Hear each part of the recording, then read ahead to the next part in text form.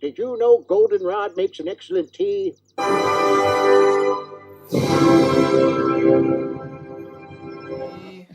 Happy birthday to me. Happy birthday, dear Aaron. Me. You are a sad, strange little man, and you have my pity. Or what's inside.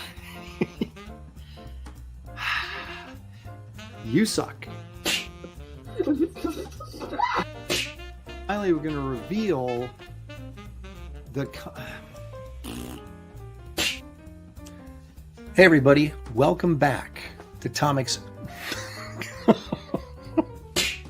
veteran of the comic book industry for 30 years of I'm a writer, I'm an artist, and this sucks.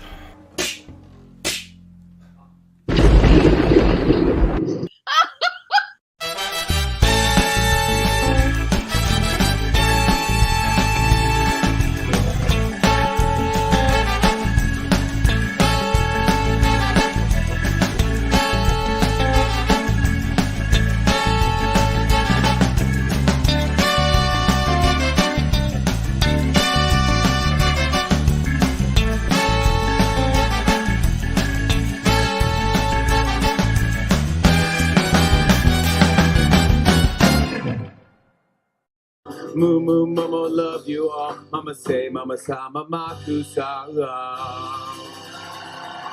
Happy Mother's Day! Don't start! We haven't left yet!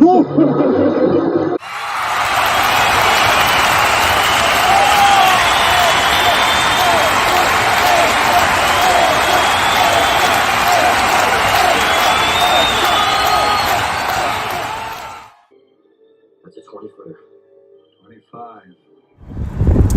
Woo! Let's go!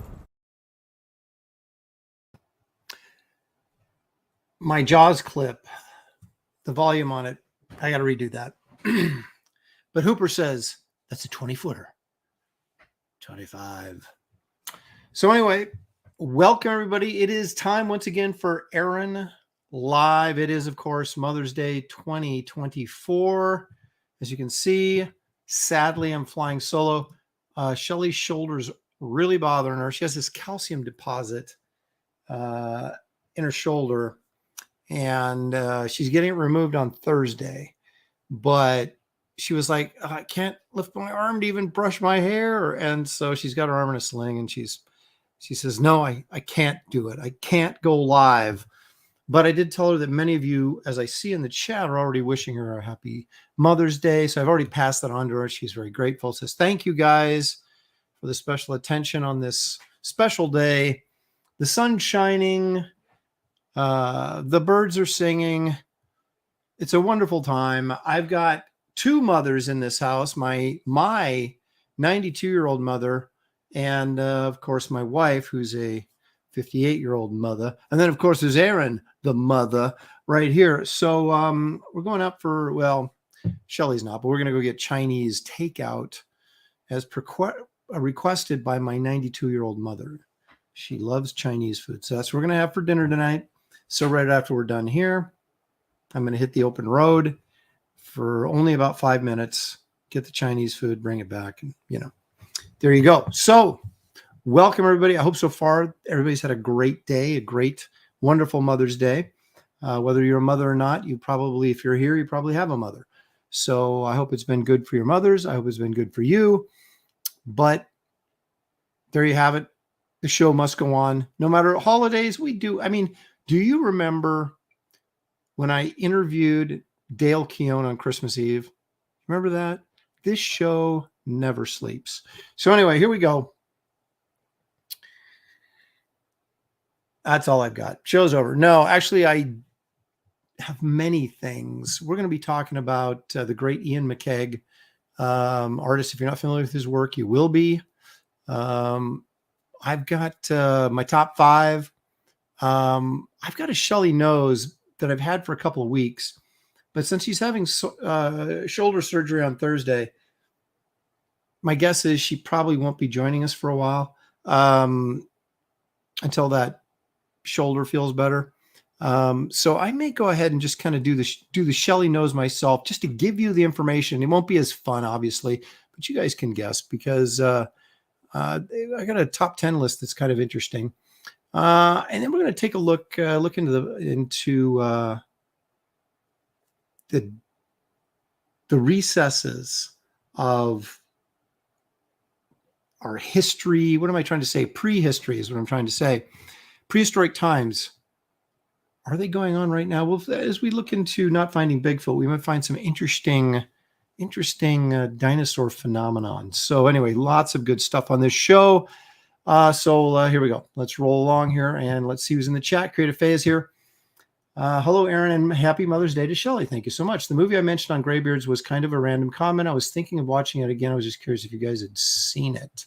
I can't remember what movie it was now, Creative Faye, but I think we did comment on it and ask if anybody had seen it or not. Barbara Paulson's here. Hail, Aaron. Hail, Shelley. Happy Mother's Day. See the remains of alleged Sasquatch on YouTube. Yeah, actually, we showed that video a few weeks ago. Pretty lame, actually, I thought. But, if I caught a Bigfoot, that's the first thing I'd do, is put it in a meat cooler and never tell anybody. Okay, a Leg Kick is here because Leg Kick is almost always here. Randy Howell, all the way from Canada. Mark Pengren is here. Happy Mother's Day, Shelley. It has been passed on to her. Thank you, guys. Same with Past Master Dan. Appreciate it. Sequential Artist says, hello, happy Mother's Day to Shelley and to the two mothers without whom we wouldn't have DC's original World's Finest, Martha. Of course, he's referring to apparently both. I didn't know this. I think they just did that for the movie, didn't they? Batman's and Superman's parents both aren't named Martha, are they? DC wouldn't have been that lame, would they? I don't know. Maybe. I'm not a big DC reader. I don't really go that deep into the DC lore. In fact, when I worked for DC for 12 years, I hardly knew what I was working on most of the time. So let's see. Pantheon is here. A lot of Past Master Dan. There's Tippling Vaughn. He's getting anxious. Says, let's go. Aaron Louvier is joining us. Marcus Killerguth, purveyor of all things pop culture knowledge, is joining us. Invincigaz has joined us. Coram is here, I believe, all the way from Australia. Curzon is here. He gives us a single clap. Appreciate that. Alder 6480 is joining us. Who else we got here? Brian 999. Let's go. He's getting impatient. Major Corn Dog is joining us. He's driving back from Washington. Well, I hope that we're able to entertain you while you drive and don't, send you off the road or into another car or something like that. Excuse me. Tim F is here. Let's see. Who do we got here? That's right. Marcus Killigrew says it's almost done. Only Kelsey will hold the book up. Kit Carter, Planet Doom graphic novel. That's right. I just finished the last touches on page 55. So tomorrow, 56 out of 64 will be on the drawing board. So it won't be long now. Nordic Nerd has joined us. Fox Mulder is here. Tex Zombie. Let's see who else we got here. Katie Didd's channel's joining us. Thanks for joining us, Katie. Katie says she had a great day. I hope you did as well. Thank you very much. The Geek Easy is here. Who else do we got? Everybody's saying hi to everybody. I think that's very neighborly. Paul Taylor, our resident biologist, is joining us from Canada. Ronan is here. Okay, looks like I know we're talking about Martha's in the chat here. It says, yes, Aaron, they were both named Martha in the comics since the beginning. Wow. Was that like the old lady Midwestern name in the 40s? Everybody was named Martha? Okay, there's Paul Taylor recounting the events of that somewhat dreadful movie. And lo, I hear the dog barking in the distance. Okay, here we go. JG Martinez is joining us. Good evening and happy Mother's Day to Shelley. Thank you so much. I'll pass that on to her. Hope she has a great surgery and a quick recovery. Hope you're well, Aaron. I am. Thank you very much. Kelraiser just jumped in. Says that or Margaret? No, my mother wasn't from the Midwest. She was from Eastern Washington. Her name was Faith, and it still is. So I don't know what that says about anything. In fact, I don't even know why I brought it up. Okay, so one of the things we like to do here is support the channel. You can do that by hitting the thumbs up, hitting the like, hitting the subscribe, all that kind of good stuff. Ring the bell for notifications, as they say. Helps the channel grow. We are growing slowly but steadily with just incredible stellar content like you're getting today, and by frequently wearing Jaws t-shirts, which I often do. Amity Island welcomes you, and I welcome you as well. But we have a little public service announcement we like to run in accordance or in concordance, or along with, maybe a better way of stating that, with the statement that I just made. Here it is. Right, Frankenstein endorses this channel. You should too. Okay, right after we do the please subscribe, make me feel better about myself segment of the show, which we just did, we like to eat. Let's all go to the lobby. Let's all go to the lobby. Let's all go to the lobby to get ourselves a treat.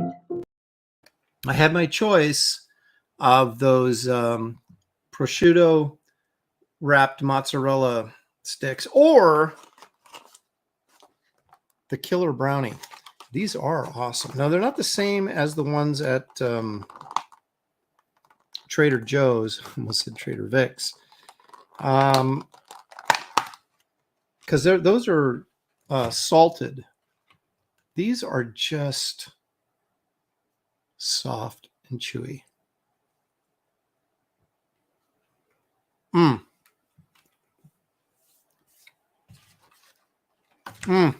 Good stuff. Now, while we're taking in this sugary content, or at least I am, perhaps you're eating something healthier than I would be. Let's take a leak. Let's take a leak. I did that before the show. Let's take a look at this week's Frank Frazetta image of the day.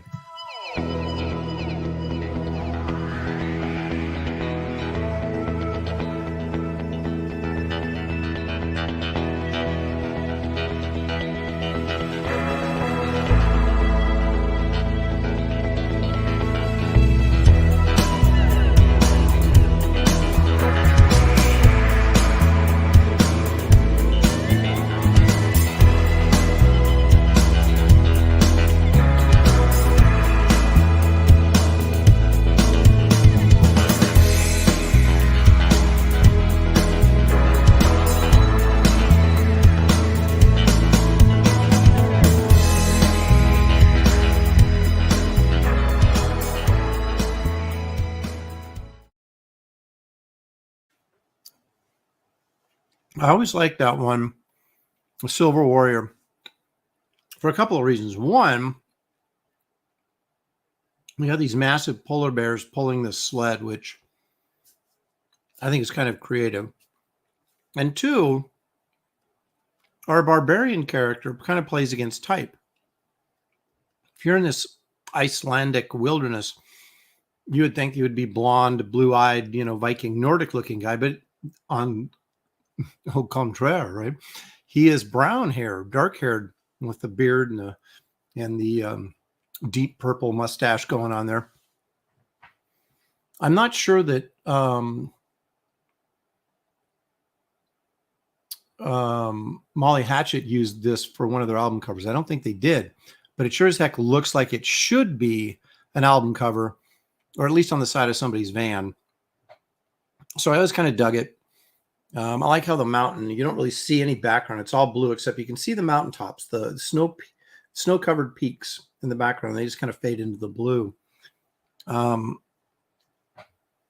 must have been nice to be in Frazetta's stratosphere, where you could just make a painting, whatever you wanted, and then sell it as a print, and it would justify doing that for the money it would bring in, or t-shirts, or, my gosh, the things, many of his images have been put on everything. So, rather than saying, oh, I got hired to draw, and he may have, I don't remember off the top of my head, but I don't think so, that this Silver Warrior piece was done as it wasn't a book cover, was it? I don't think it was, but anyway, there were many pieces he did do just because he wanted to do them, and they end up, making their money back for the time he put into them and then some. So that's a nice position to be in, is to kind of do whatever you want and know people are going to buy it.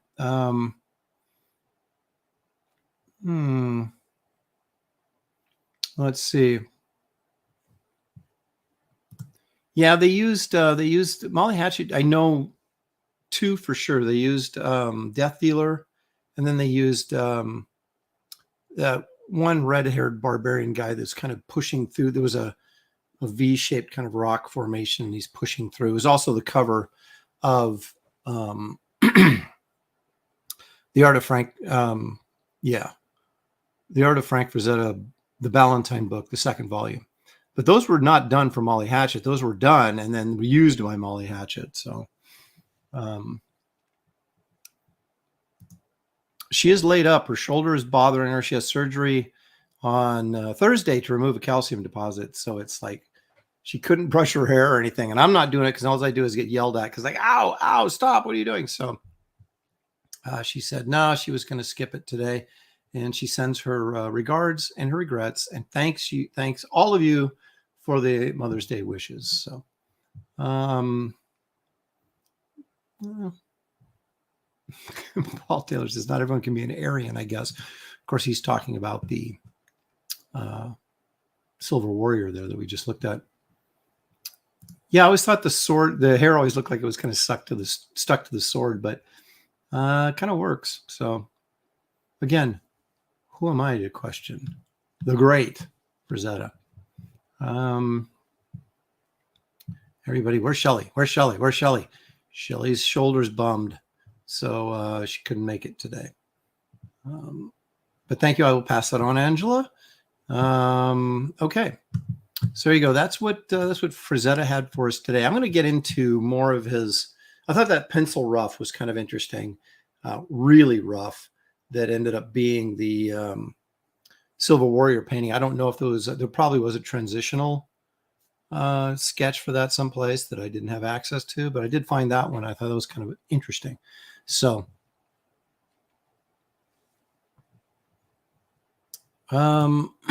yes, I did.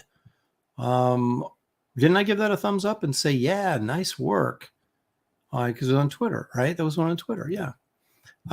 Kelsey's working on one too, and it looks like, I don't know if he's ever going to finish it, but it looks like the kind of like almost like the opening to one of those like a Herculoids episode or Space Ghost episode. It looks really, really cool. But whether or not he'll find the time with his schedule, my first priority, of course, is getting him to finish coloring the book. Well, she says he's going along quite nicely, so I'm not losing hair over it because I don't got any to lose. So anyway, I don't even know where it's at. Pull it up. She says that. I don't even know where it's at. I'd have to go looking, and that would require perhaps more energy than I've got at this particular moment. Speaking of energy, let's keep the energy moving here and do this. Well, let's just get right into this because like I said, Shelley's not here, but I want to do these just because I think they're kind of interesting. It always surprises me. But let's take a look at what Shelley knows, even though Shelley's not here to tell us what she knows. We're going to find out what she should know, whether she's here or not.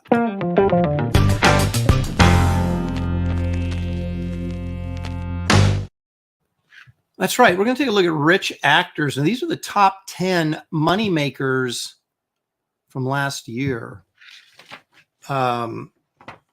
It pays to be in Hollywood if you can get the gig and if you can stay out of any sort of weird child sacrificing cult that allegedly is going on. There's always something weird going on in Hollywood, that's for sure. Okay, now check this out. At number 10, well, this is true. The rich actors, about 6% of them. That's right. Most of them are baristas, but those who actually make it, but that's like true of just about anything, right? In the arts, if you make it to the top, you can make some pretty good money. If you don't make it to the top, maybe you're happy just, getting by, or, you're lower level and you're doing art in your spare time while you have another job.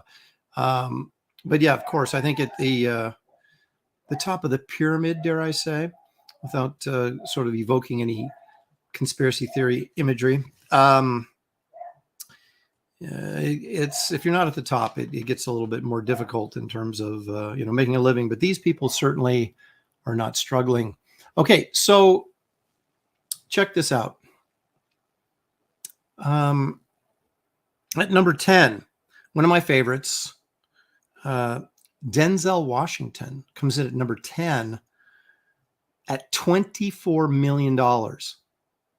So he made $24 million last year, and that got him 10th place. At number 9, now here's a guy I don't necessarily care that much for personally. I mean, I don't know him, but just his persona that he projects doesn't really do much for me. Although he's a very talented filmmaker, which I'm always surprised when actors turn into good directors, because it does happen, but not frequently. This is Ben Affleck at 38 million. So he's actually combining, being a director, actor, and a producer. So he probably has, 3 different income streams to pump into that 38 million. 38 million a year. What would you do with that kind of money?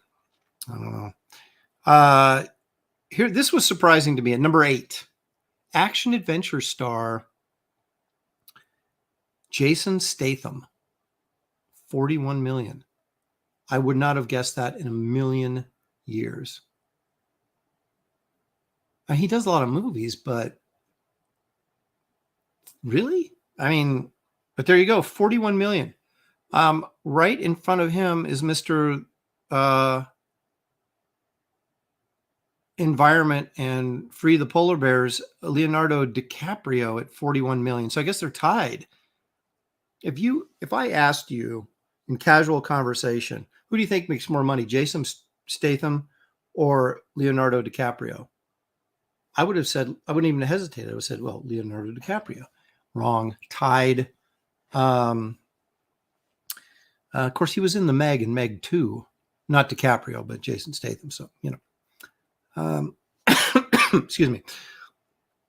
Now, for those who say that women should get paid as much as men and aren't, well, you're confused, because at number 6 is Jennifer Aniston at $42 million. So Jennifer Aniston in the top 6 of everybody in Hollywood making cash. So I don't know that you can actually complain and say that women aren't getting paid as much, because as we all know, in the entertainment field, you get paid based on the money you bring in. So, and Jennifer Aniston has brought in some money, apparently. Number 5, Ben Affleck's buddy, Matt Damon at 43 million. It's not a surprise. Figured he'd be in there someplace. Now, here's a chart riser, guy I like. Again, don't know any of these people personally, so I guess I say I like the persona they project. Ryan Gosling, star of the Stuntman, the Fall Guy, whatever. Sorry, the Stuntman was a Peter O'Toole movie from the 70s. Ryan Gosling, $43 million he made last year. I would guess a big chunk of that came off royalties from the Barbie movie. At number 3, you know him. You may not love him, but you know him. It's Tom Cruise at $45 million. The thing with Tom Cruise, probably more so than anybody on this list, he's probably on this list every single year, where people have a big movie, they're going to be on the list, and they drop out. Like Robert Downey Jr. He was on this list a couple times during when Marvel was booming. Now he's not on the list. Number 2, once again, feminism strikes back. It is Margot Robbie at $59 million. The number 2 slot. Margot Robbie. I would guess that has a large portion to do with the Barbie movie.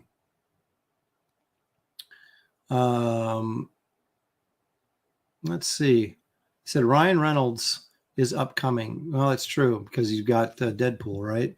So he would probably be in there or next year. And number one, and this guy is number one.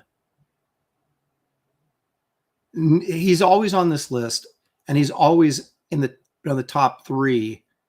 It just drives me nuts because I can't figure it out. But here it is, folks. By a long shot.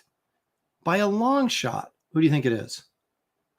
Give me some answers in the chat. Who do you think is number one? Guy's a writer, an actor, producer. He just apparently takes care of his friends. You know, he's a good guy and everything. But I'm always stunned because I can't think of hardly any of his movies that I like. Excuse me. Paul Taylor says William Shatner. Yeah, William Shatner wishes. No, it is in fact Adam Sandler. Adam Sandler, who probably makes more bad movies than anybody alive. And maybe that's why he makes so much money, is because he makes so many movies. And they always do well, even if they're bad. Now, he did those back-to-back murder mystery movies, but I think those were with Jennifer Aniston, which I thought actually were kind of funny and fun. I mean, they were silly, ridiculous, but I kind of enjoyed them for what they were, at least the first one. I haven't seen the second one. And I think those were on Netflix or something like that. I think they were like straight to home viewing. They weren't theater release things. I'm gonna go Strangle My Dog. You know, what was the film where Bill Murray was trying to get in the security area? This guy had a couple of Dobermans in there. I think it was Bill Murray. Maybe no, it wasn't Bill Murray. It was another one where these guys were trying to break in, and they took. Was it Fletch? Maybe it might have been Fletch. Or they took meat or something, peanut butter, and put a bunch of bubble gum in it, and they threw it in there, and the dogs, their mouth was just chewed up with. I mean, it was just full of bubble gum and peanut butter, and they could not bite or anything or even bark.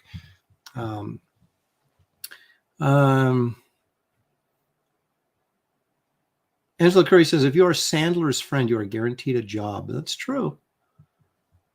Angela, of course, falls short of the list at number 11, says Jolly Green. Co-hosted by Barkface. Happy Gilmore 2 soon. Oh, Happy Gilmore was actually kind of funny, but it's such lowbrow humor. I got to be in the right mood for it. But, you know, sometimes it hits the mark. I prefer more clever humor, like Young Frankenstein, things like that. But, you know, if Adam Sandler's your cup of tea, well, you're supporting a $73 million lifestyle. So I tip my hat to you.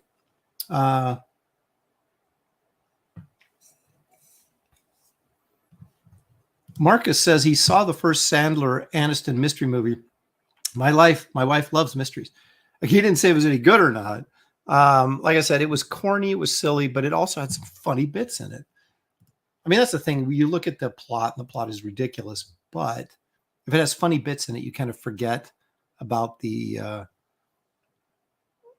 and you know how stupid the plot is, and you just go with that sort of. They had a weird chemistry.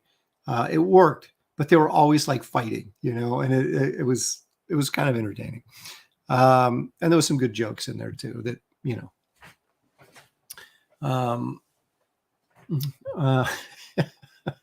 Now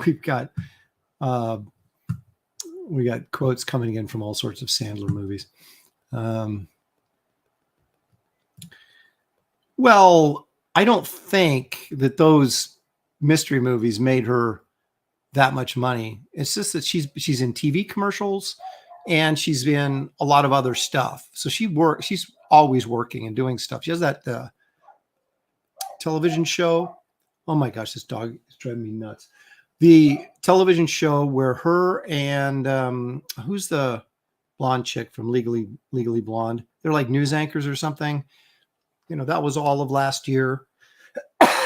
Gone this cough. So I think she's making money by volume as much as stardom. It was interesting. Nathan Fillion, you know, our favorite guy from, well, I like the show Castle, but he was in that Firefly. which, makes him a cult favorite, I guess. He was, a couple of years ago, was like 90 some million. And it was because of Castle reruns, The Rookie, the show he's doing now. And he had like a line of clothing and a line of cologne and just all this stuff. And it just all added up to just like, he was like the richest guy in Hollywood, which was just amazing to me. But, there used to be kind of this snobbery going around where it was like, if you're a film star, you would never do TV and you would never do commercials. But now they pay so well that you see all these big stars are doing commercials, or at least the voices in the commercials, because they want the easy money, baby. Anyway, so there you go. That was what Shelley knows this week. And we can only guess what her answers might have been, but she probably would have got a fair amount of those. Reese Witherspoon is of course, the correct answer to the Jennifer Aniston newsroom comedy drama thing. I never watched it. I loved Castle too. I really got hooked on the show. It's very depressing though when they pull the curtain back and you find out that his love interest on the show, they hate each other in real life, and you're just like, oh god, it just kind of ruins the whole thing. Remember when they were having like Team Castle and Team whatever her character name was? I can't remember. She was also had a small part in this Frank Miller's Spirit movie too, I think, didn't she? Anyway. Stallone used to do commercials in Japan, but didn't want to do them in the States. But you see people like, or you can hear the voices if you really pay attention. Like, one of the guys I can't stand. Yeah, it doesn't matter. But anyway, you'll hear their voices and you go, man, that sounds familiar, for a car commercial or whatever. And it turns out it's one of these big stars, because they want the cash. Okay. Well, maybe, but here's the thing. Television is now not the same thing it was. Television is now streaming services. And so you're basically getting a lot better quality programming than you get on, just your regular network TV like ABC or NBC. All these shows that are, that are hit shows, a lot of them are really well written and produced at a much higher budget than a regular CBS show might be. So I think people kind of look at it just like film work, but just in a different sort of format.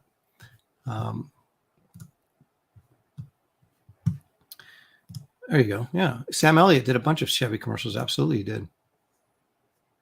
Arnold made, well, he's doing them now because he's doing those State Farm commercials. Morgan Freeman, absolutely. You hear his voice all the time.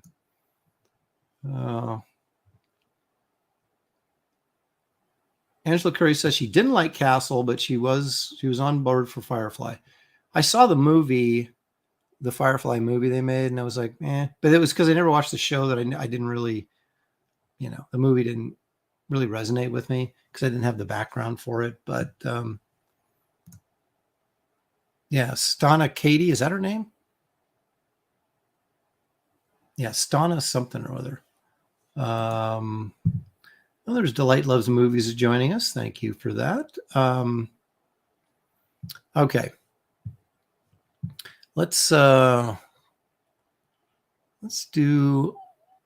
some artwork before I start complaining about my top 5 things that I can't afford. Let's see, where is it? Here we go.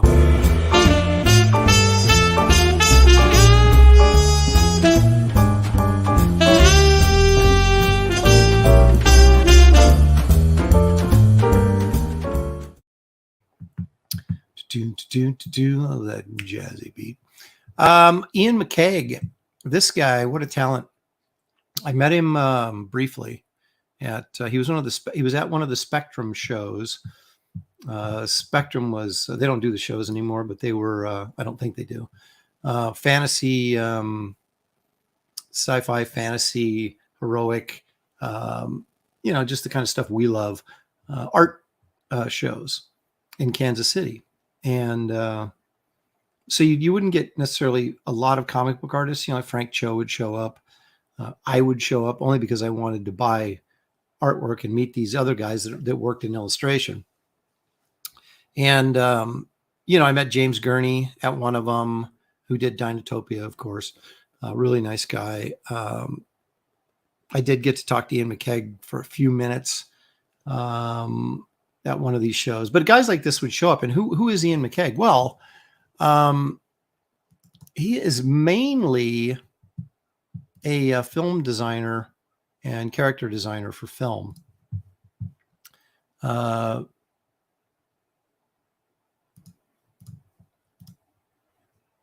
Not that he doesn't do regular illustration, but this is a book that he put out a few years ago. You can still get it on Amazon. It hasn't blown up, which is really weird. Usually what happens on, art books like this from artists that mainly work behind the scenes, they usually have lower print runs, and then those things blow up and they're like $150 or $200. You're like, ugh. But this is not. It's still like $46 or something. It's a big hardcover book. And it's interesting in that it's structured in a way that is very different than any other, the art of book. What he's done is he's crafted this story, right? This fantasy story. And he shows his artwork off as we go through this journey with him. It's really quite clever. I think they go to this haunted mansion, and there's the Frankenstein monsters there. And so you get these illustrations that go along with the story, but it also shows like his past work too. So it's really, really clever. You got this narrative running there that gives you the information you want about his art, but you're also getting to enjoy this sort of narrative story that runs through the book. A very, very clever way to do it. But anyway, he's best known probably for his work on the second round of Star Wars films. He designed Darth Maul. He designed Padme. Probably Jar Jar Binks, as somebody pointed out in the chat. Let's see. But anyway, this illustration just of this, what do you call these guys? Satyrs, but like a female one. There's just tons of really great stuff in this book. I can't recommend it enough. The only downside to the book is he did a lot of his film work digitally, right? Because it's faster, and in film, it's all about cranking it out.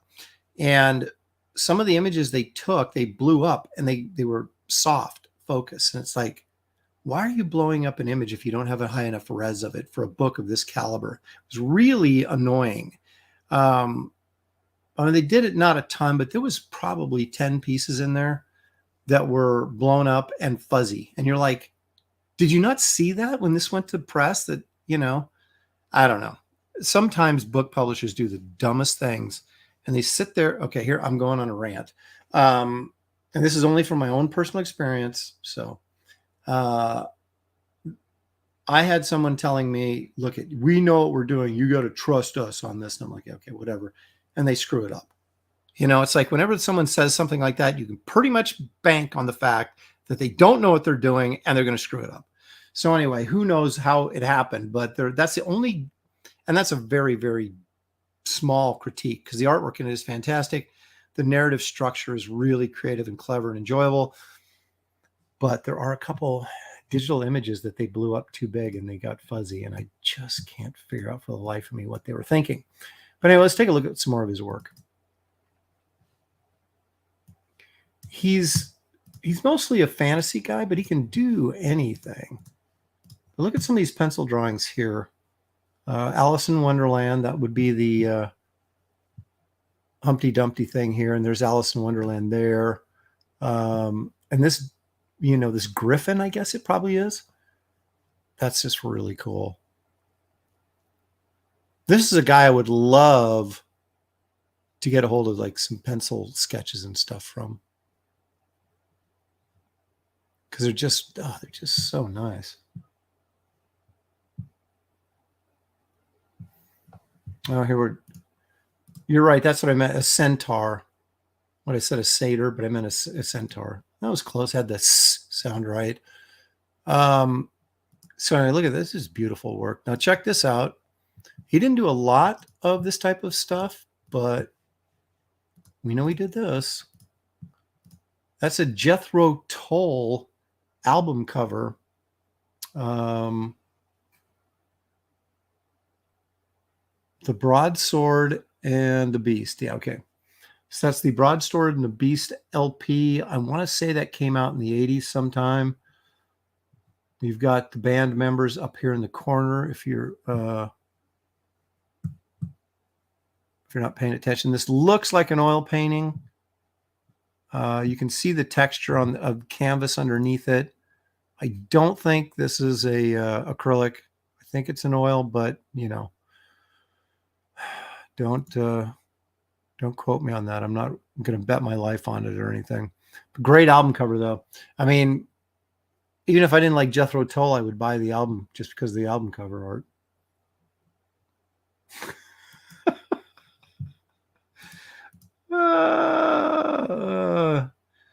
Oh, here it is. It's not running down his nose. Yeah.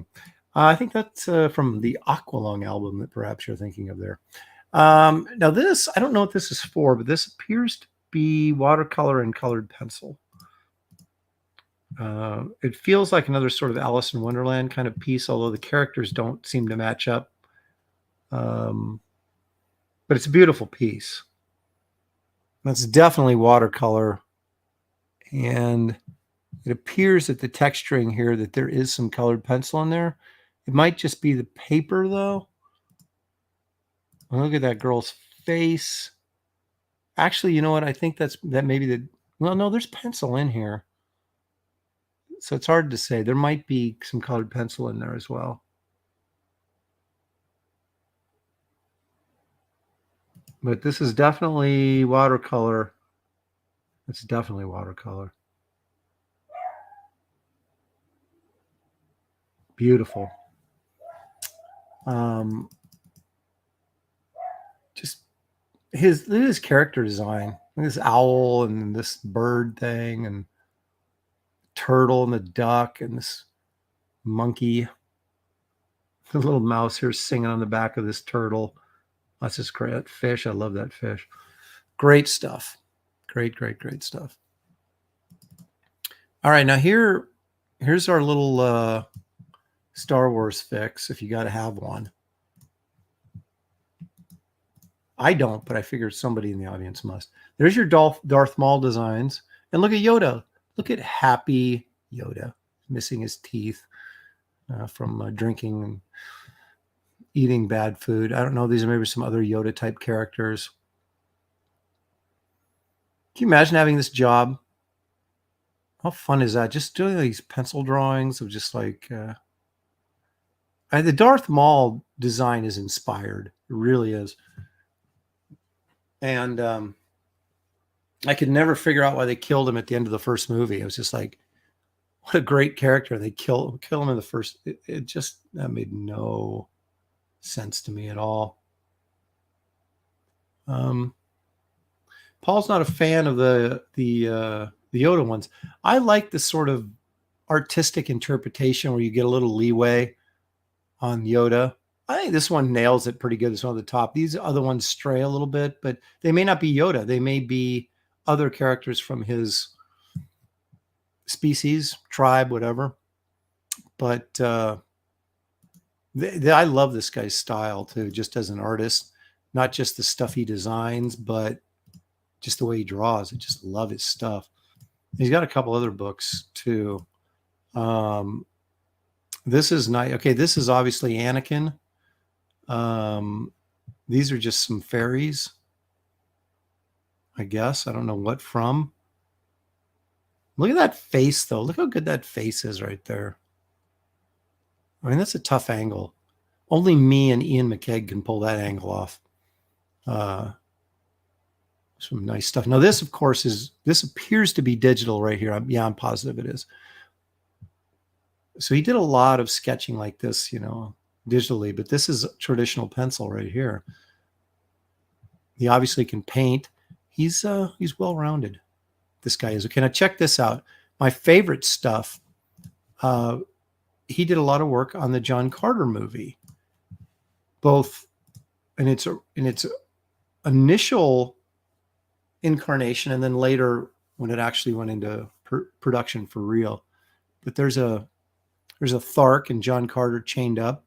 Again, a loose pencil, but everything's there,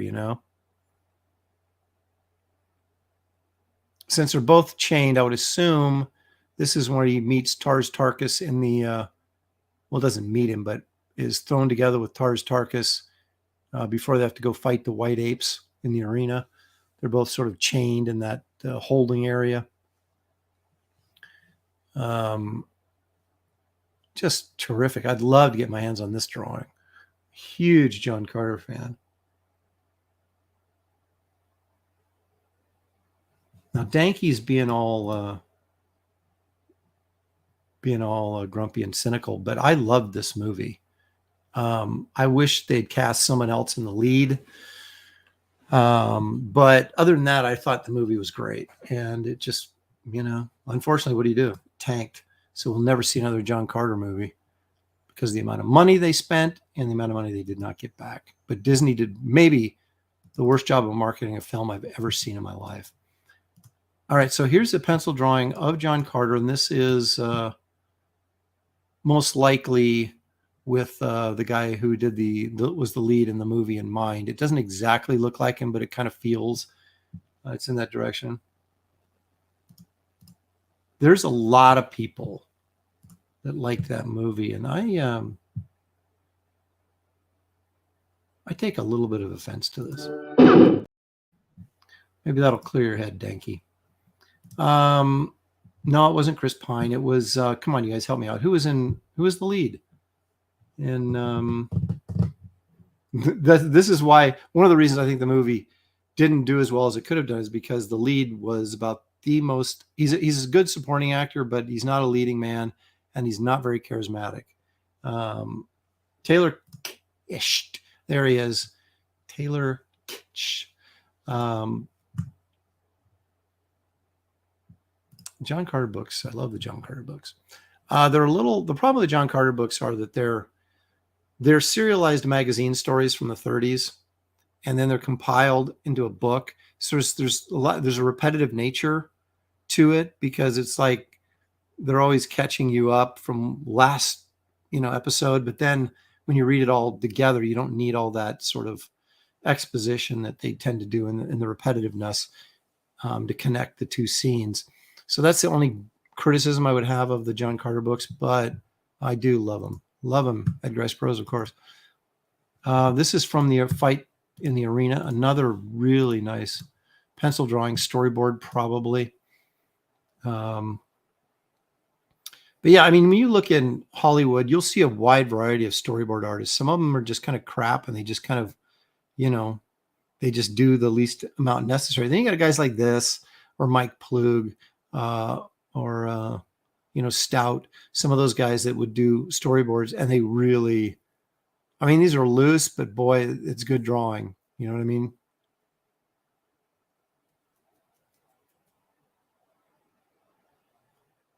Oh man, I love this stuff. Love it. Let me show you a couple more. Again, you can see this is loose, but at the same time, everything's there. Again, another great Thark and John Carter image.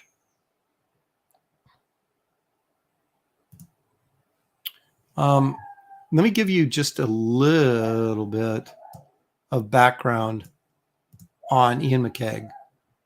So he's born in Santa Monica, California, but spent most of his younger years in Victoria, British Columbia, Canada. He later moved to Great Britain. How about that? Ian McCaig sounds like it's not like an Irish or Scottish type name. So you figured he should be over in Europe someplace. Born in Santa Monica, though, moved to Canada, then ended up in Great Britain.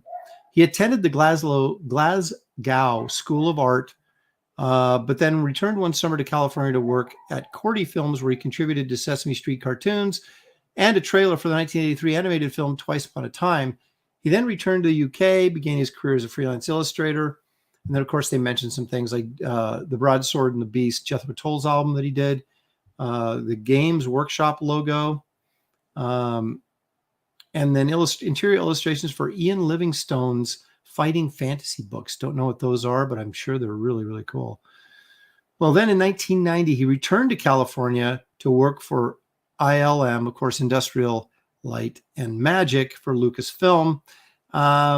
During that time, he directed his first professional film, a 1998 short called The Face. I have not seen that, but now I'm going to seek it out, which won multiple awards, including the year 2000 notable video from the American Library Association. I didn't know that was an award, but congrats to him.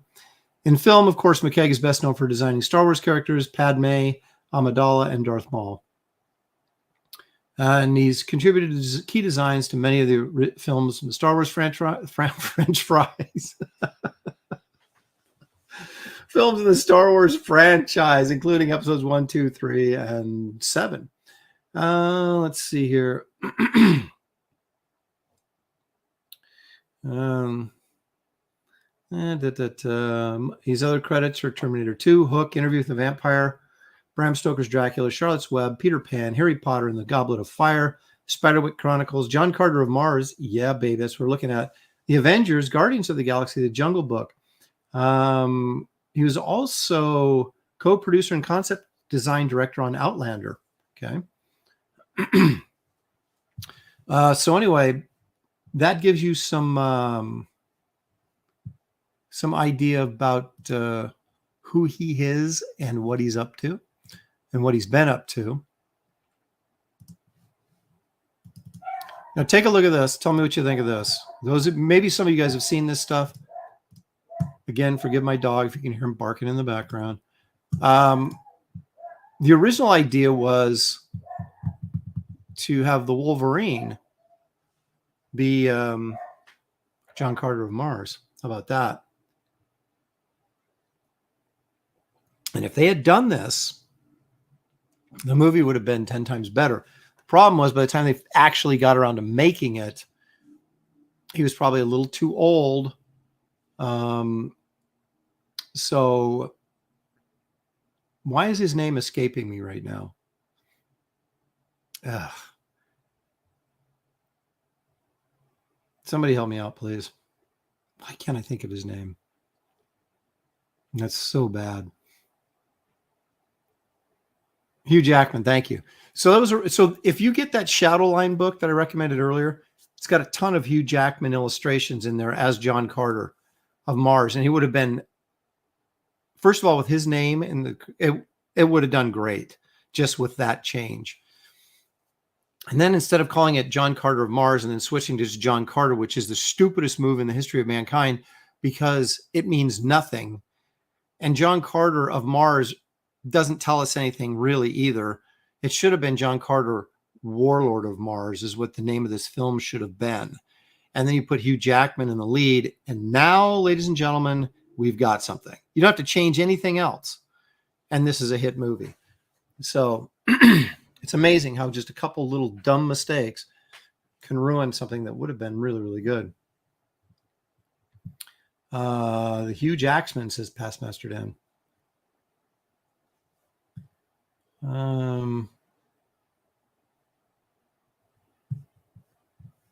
Anyway, so yeah, what could have been? And here, just for reference sake, here's a shot of Ian McCaig himself. So if you're ever walking down the street and you see him, you'll go, "Hey, saw you on Aaron's show." There he is, a handsome devil. He is older than me, so I take a lot of solace and comfort in that. But anyway, Ian McCaig, he has a book that just came out. Now, this is interesting. If you go to Amazon and just type in Ian McCaig, it'll come up. I can't remember the name of it. It's like Once Upon a Time in a Storybook or something like that. But he's very interesting in that he, like I said, he made his The Art of Ian McCaig. He made it a thematic storytelling book. He's done the same with this sketchbook that just came out, and it's a hardcover. It's like $28 or something on Amazon. Apparently, what it is from the description is a series of sketch drawings of these different characters, and it follows a narrative path, but there's no dialogue or words or anything. So you sort of write your own narrative as you follow the book through this. So you get all this great sketch art by him, but it also follows this narrative structure. He teaches art. He teaches storytelling. I don't think he has anything up on YouTube, although I think there's a couple things on YouTube that aren't his videos, but other people doing videos about him. So you could check those out as well. But check out that book. And then he's got another one that's going to be released later this year. So it's on pre-order right now. And it appears to be a bunch of fantasy, sci-fi-ish stories written by him and illustrated by him. So I'm very excited to see that as well. So I'm going to get the sketchbook. I do have the Shadowline book already. Got it when it first came out. I am going to get the this sketch storybook that's out right now, and then the book he's got coming out later. But again, I really, really like his style, his drawing style. So, that would be up for you to decide, but he's incredibly talented. From what I know, a very nice guy from what little time I spent with him. And so there you go. That is our look at Ian McCaig for today. The guy behind, well, what used to be the worst Star Wars movies, but now are the second worst Star Wars movies after the J.J. Abrams ones are clearly the worst. But just very talented guy. That would have worked. I'd have gone for that. Paul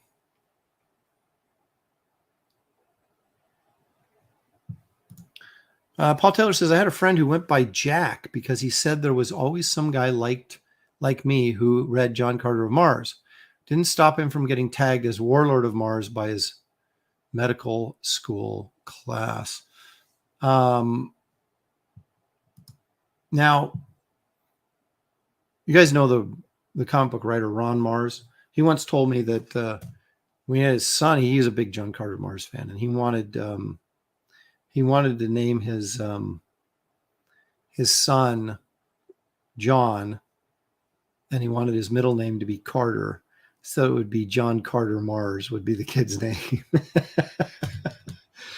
And he said he almost got it by his wife, but she finally figured out what she was doing and pulled the plug on it. But anyway, there you go. Okay, so I read this book. There's this book on the John Carter story in Hollywood. What is it called? John Carter and the Gods of Hollywood, I think is what it's called. And it kind of breaks down on what happened, and how why it failed and stuff behind the scenes. This guy's a very optimistic viewpoint that, oh yeah, they'll make another one. So it's a little bit fanboyish in how it's written, but it is got full of some great information. I don't necessarily agree with his conclusions, though. I think money talks in Hollywood, and there's a lot of stupid people at the top in Hollywood. And if they changed the name of John Carter of Mars because Mars Needs Moms or something like that. That animated film that I think Zemeckis did bombed. So they thought, well, anything with Mars in the title is going to bomb, which is typical Hollywood, executive logic, right? It's completely stupid, and yet that's how they think. That's why they took Mars out of the title of this and just called it John Carter, which was even stupider. So they're doubling down on stupid. And so to think that they could look at something like that where Disney spent $250 million budget on that film and it lost hundreds of millions of dollars, that they would ever go, we just did a bad job marketing this and we didn't have a good enough star in the lead of the role. So we should just do it again, but do it right this time. It'll be a big success. I can't imagine anybody in Hollywood making that sort of, connection and thought process. So I'm not holding my breath that they'll ever do it again, but I still think the one they put out is good. They just could have used a better leading man. So there you go. It makes me sad because I'm such a John Carter fan. Oh, well, what are you going to do? All right. Now let's keep this train moving. Let's see. Here we go. Here we go. Let's go take a look at my my top 5 for this week, shall we?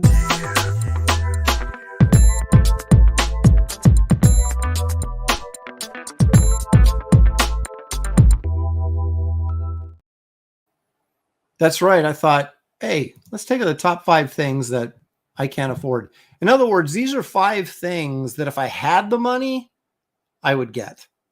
But I don't have the money, so I ain't getting them. But, you know, we all sit around, right, and do that. Go, oh, if I won the lottery, I'd get this and I'd get that and I'd get, well, somebody won the lottery. Around here, Powerball was like 230 million this past week, and now it's down to 30. So somebody must have scored it. So someone could actually buy my top 5 list. That someone is not me.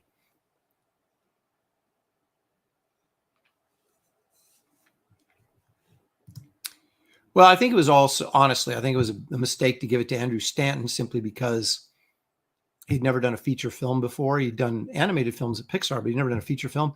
I'm not saying he did a bad job because I think he did a really good job. But again, if they'd, and I'm not saying Spielberg, but if they'd given it to somebody with name recognition, that might have helped as well. But he did a good job, but I feel bad for him because he'll never direct another live action film again after that. Whew. Okay. What are the 5 things that I can't afford that I want? This one, I may have grabbed the wrong truck, but maybe I don't care. It's either a Tundra or a Tacoma. Why is it that Toyota makes both of those? Is the Tundra the bigger one and the Tacoma is the smaller pickup? That shows you I know nothing about cars, but I love the looks of, I actually love the look of both of these.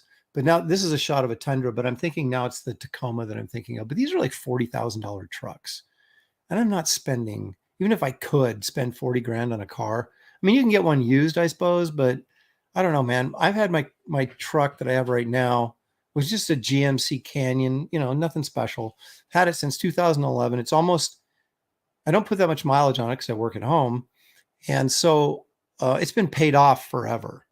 And I'm almost at 100,000 miles on it, but I'm like, I'm driving that thing till it falls apart because I don't want a car payment.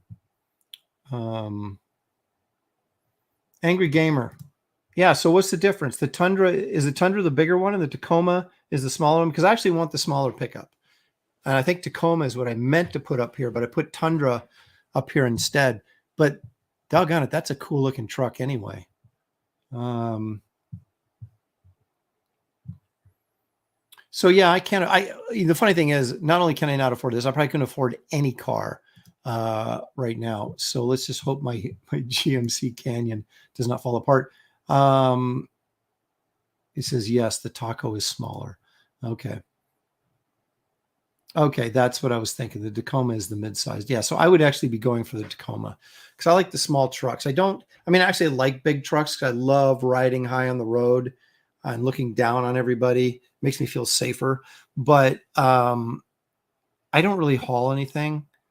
And when I do, it's not a ton of stuff. So a smaller pickup makes more sense for me. Says my Canyon will definitely fall apart. Well, dude, like I said, I'm at 94,000 miles. Now, granted, I've only put on about 8,000 a year, which is low miler. But I've had it for 13 years.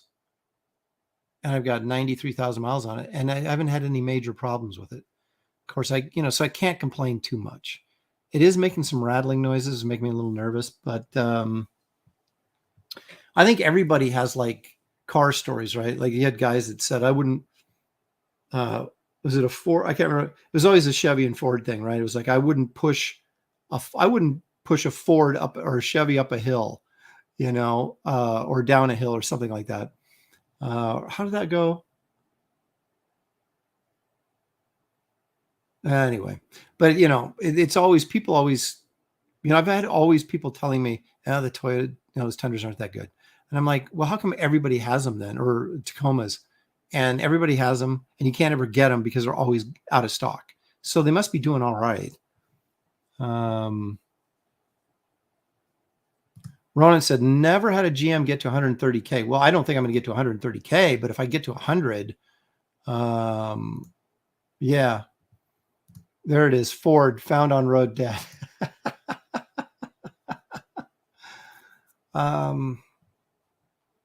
Yeah, but what I'm hearing when I look at, like, when you read the reporting on, best car makers and all this kind of stuff, all the Japanese cars tend to grade higher than everything else. So, I mean, just for the average vehicle, I'm not talking about anything high end, like a Mercedes or something like that. Yeah, everybody's always streaming over me. Such disrespect, but we just move right along at our steady pace and see where it takes us. Okay, so that was number 5. So maybe someday a Toyota Tacoma might be in my future, but it would only be out of necessity, and if I sold something else to pay for it, I guess. Number 4.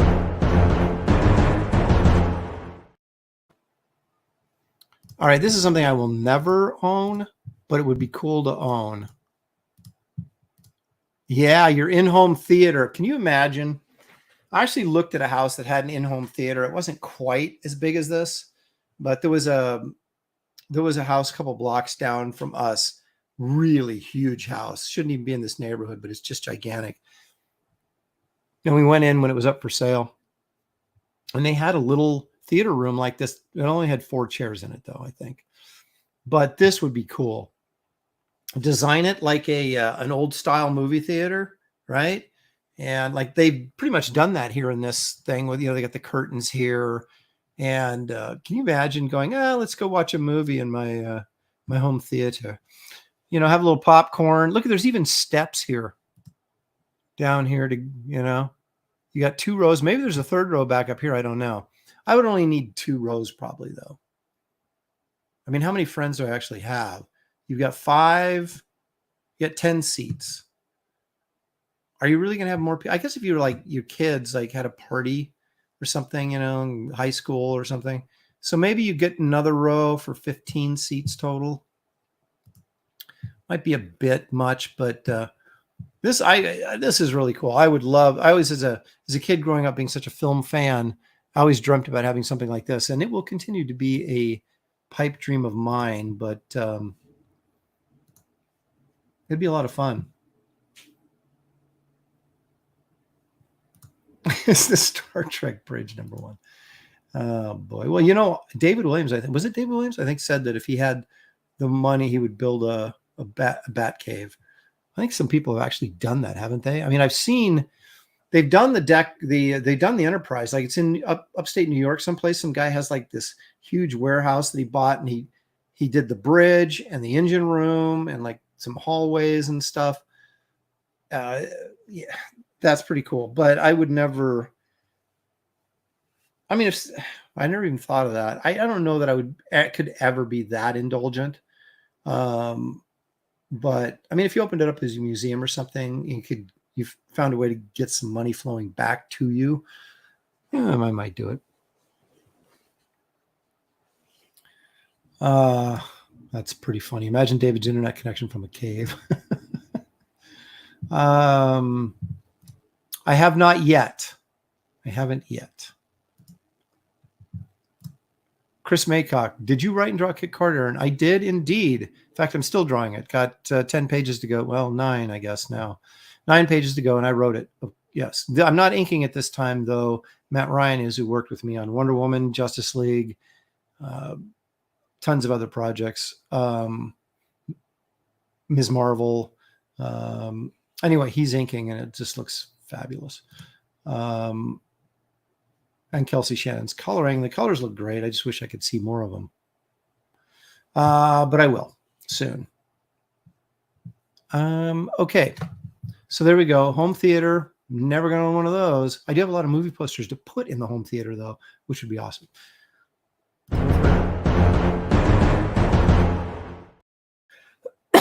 Excuse me.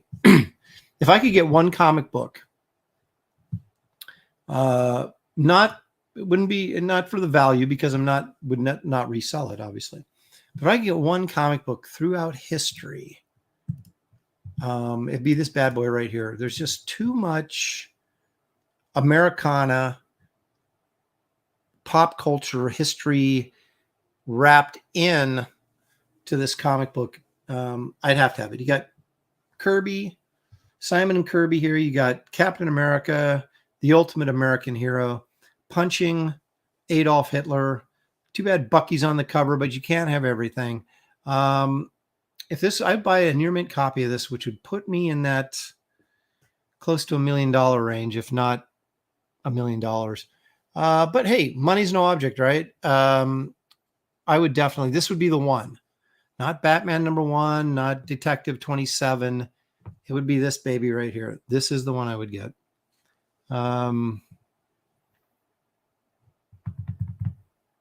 In fact, if I went to a garage sale and they had Action Comics #1, Detective 27, and Captain America #1, and I bought all three of them in a garage sale, I would sell, without even hesitation, I would sell the Detective and Action Comics #1, but I would not sell this. I would hang on to this. So there you go. That's pure love of the comic. But this is the one I would get right here. However, this is not my favorite cover. All Select #1 is my favorite cover, certainly of the Golden Age. And that has Cap, Submariner, and Human Torch fighting a bunch of Nazis at a castle. And they're like really super big. Look it up. I'm not going to dig it up. I'm too lazy. But it's All Select #1 is my favorite cover. But this is my favorite book. And a classic cover as well. It's not like this cover is bad. So, ooh, Carbon Dioxide says Team Detective 27 all day. I'm sorry. I just would not do it. Captain America all the way, baby. All right. So that would be the comic book I would buy had I the money to make the buy. Number 2.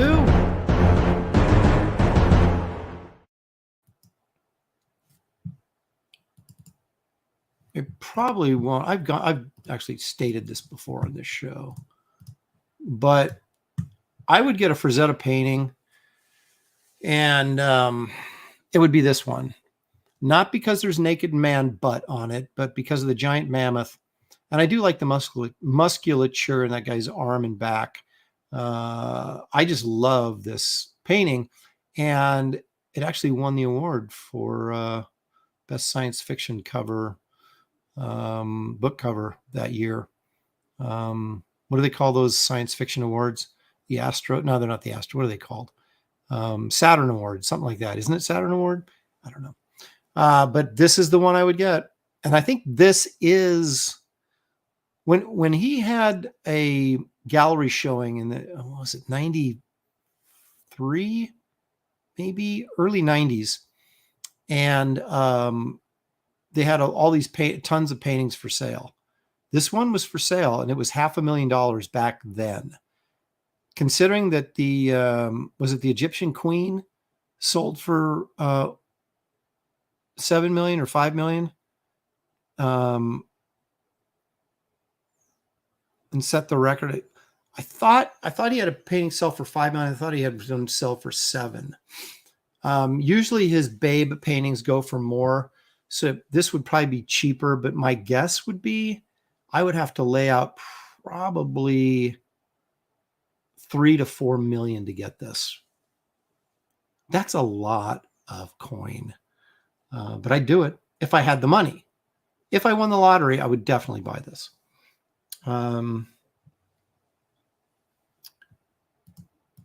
No, he's not. And look at the foliage and he's running through apparently naked. I mean, let's hope he's girded up his loins in the front, but if you're running around naked in those trees and stuff, you're asking for some pain and suffering even before he gets to the mammoth. So I would hope that maybe he's wearing a, a caveman G-string thing. Of course, this is from Back to the Stone Age, the book, the Edgar Rice Burroughs one, which is part of the Pellucidar series, which is the Middle Earth, where they travel, and the center of the earth is hollow, and it has like this prehistoric world in there. Great stuff.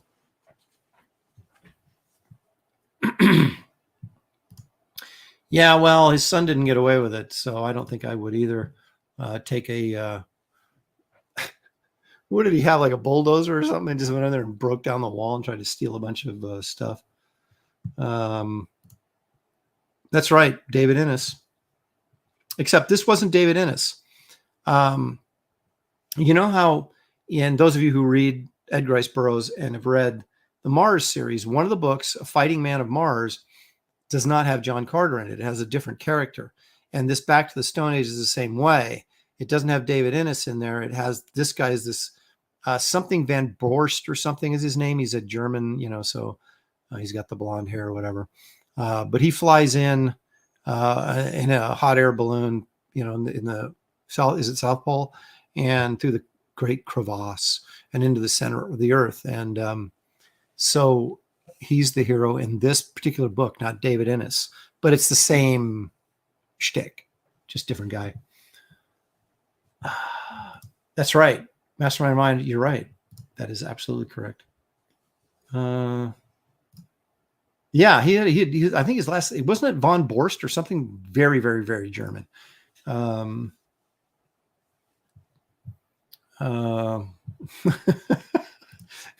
Gird up thy loins, Lopez via the Bible. That's right. Gird up thy loins.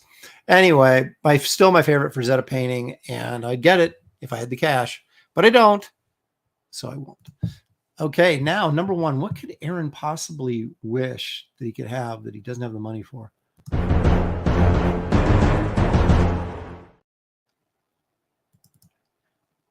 Now, this is actually something I probably could do, but I'll show you what it is first. And I'm not complaining. I have a nice studio, right? It's 2 bedrooms big, so it's a decent sized studio. But I do so much different type of stuff. I want like a 1,500 to 2,000 square foot studio. That may be a little, 2,000 might be a bit excessive, but 12 to 1,500 square feet I could definitely do with the hardwood floors. Now I had a friend, an artist friend. He bought a house not far from me, a couple miles from me, but it was, he bought some property. He bought a house, had some land in the back. It had this, extra unit that the guy had built. He was a car collector, and it was an A-frame like this. And it had like a little upstairs area, it had like a bathroom and a sink up these stairs, and everything else was down on the main floor. But he had like 3 or 4 of his prized automobiles parked in this thing. Well, the guy buys the house from him and turns it into an art studio. So like half the studio, he had a platform set up so you could bring in live model and easels and stuff set up. And then over on the other half, he had all of his, drafting tables and flat files and stuff.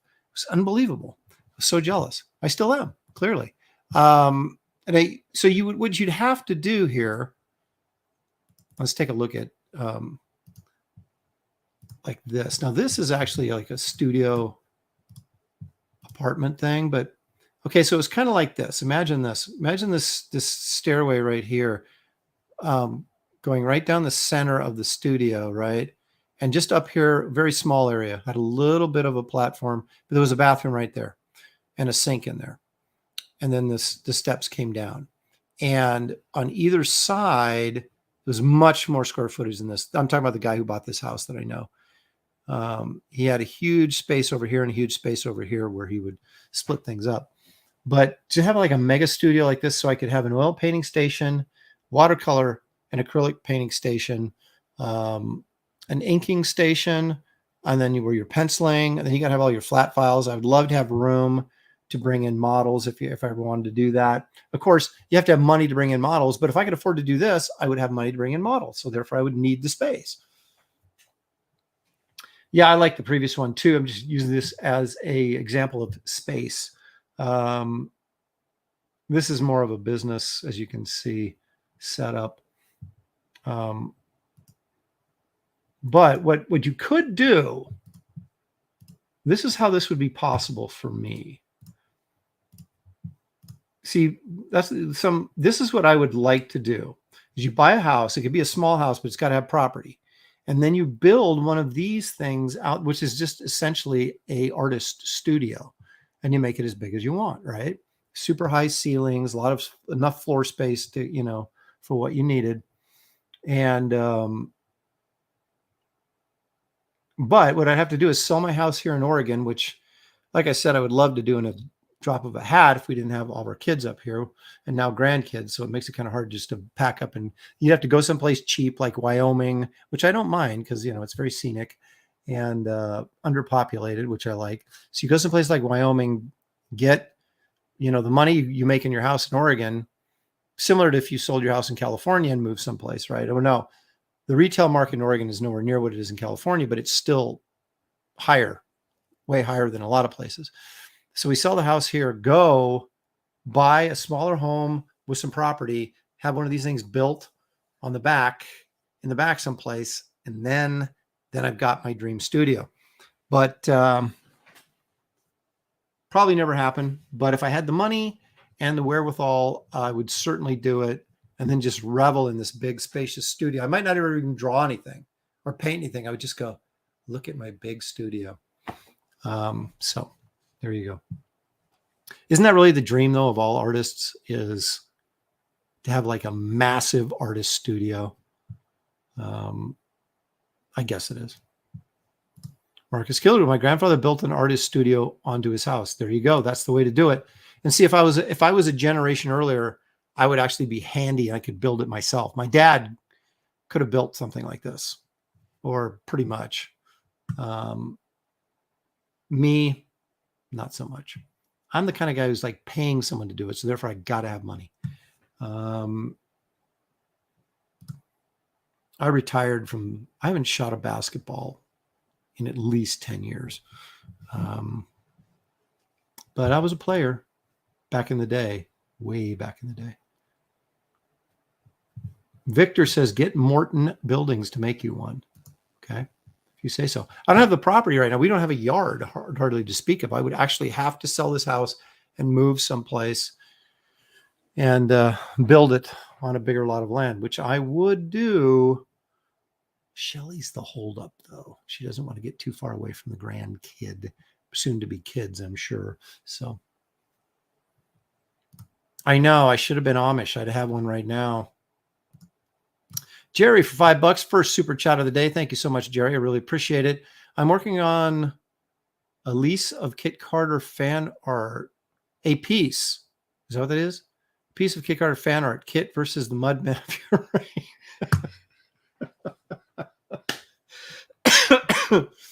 Oh my gosh, Jerry, that's too freaking funny. Yeah, I do. I have a P.O. box. It's around here someplace. When you get it done, let me know. And just message me through either TikTok. I'm never on TikTok. Forget I said that. Message me on either Facebook or Twitter or Instagram. I'm sure you're on one of those three. And I can send you the P.O. box. I think that's hilarious. Yeah, exactly. Fund Aaron's studio. Can you imagine? I would never do that. Or would I? What would be the, what would you guys get out of it? I guess free trips to the studio. I don't know. That was 6 powerful. I was a sleek small forward. Now at 6'2", I would be an undersized shooting guard now, but I was pretty much a gunner. I played defense though, so that made up for my gunnery. Yeah, I know.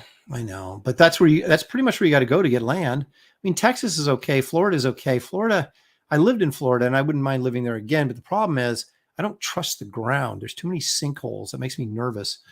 Yeah, the only place you end up moving is like South or North Dakota or Idaho. And even Idaho is expensive now if you go to the right place.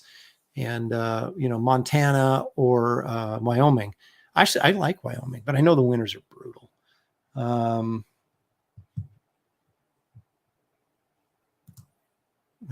don't know. We'll see if what Wraith of God 3 does. And speaking of that, can I drop a little news?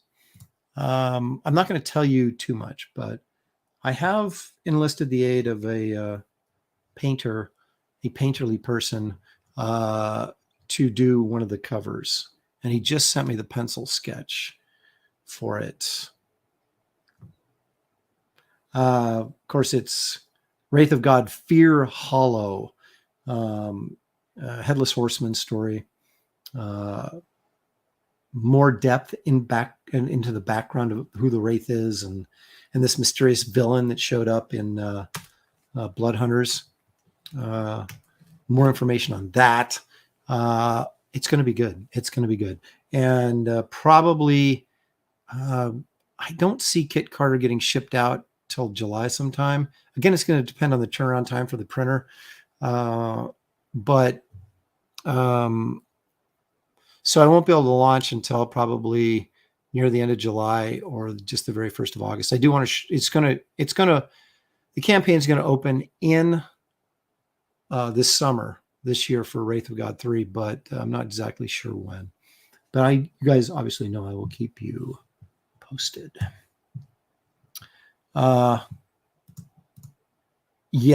Alex Ross is, he wouldn't do anything for me. Let's just leave it at that.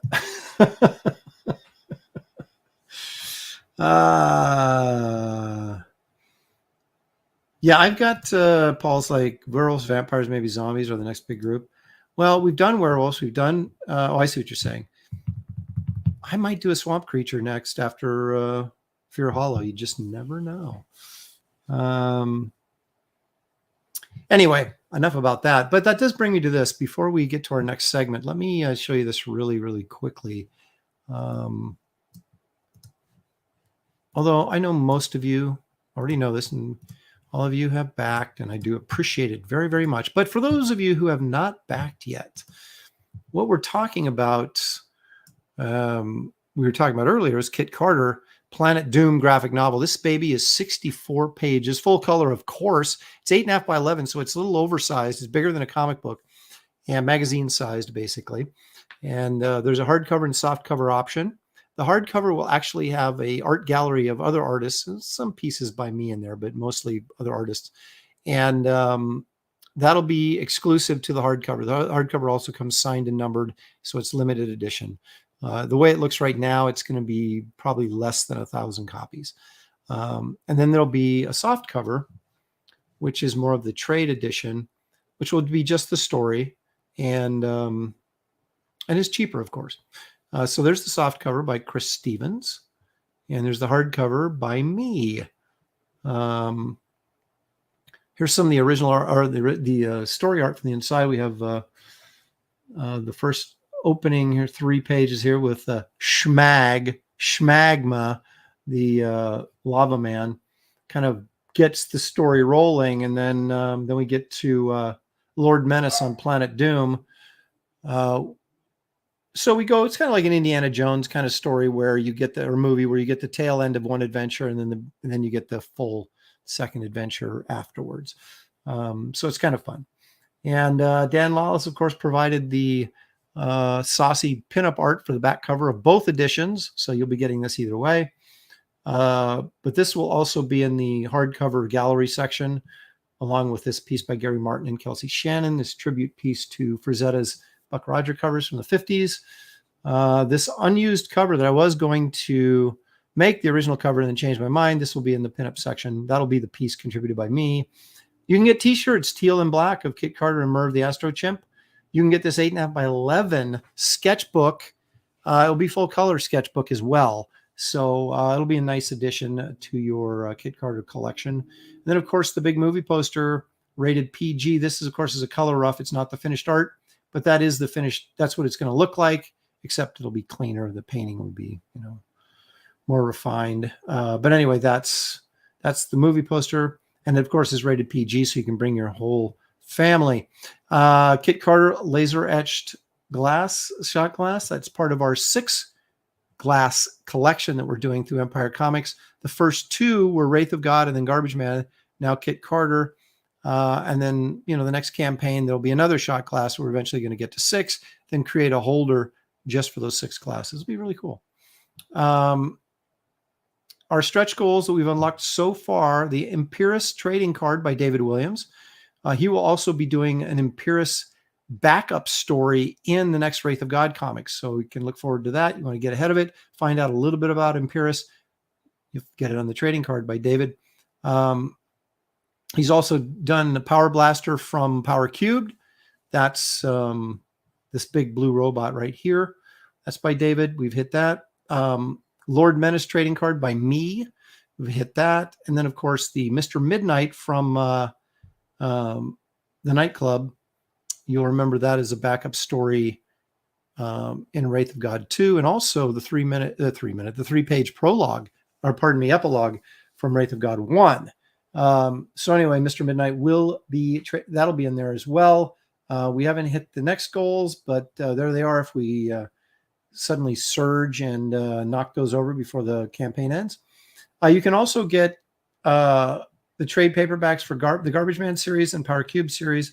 Those are both available, signed through the campaign. You can get a copy of Wraith of God #1, the second printing with an all-new cover. We have the color.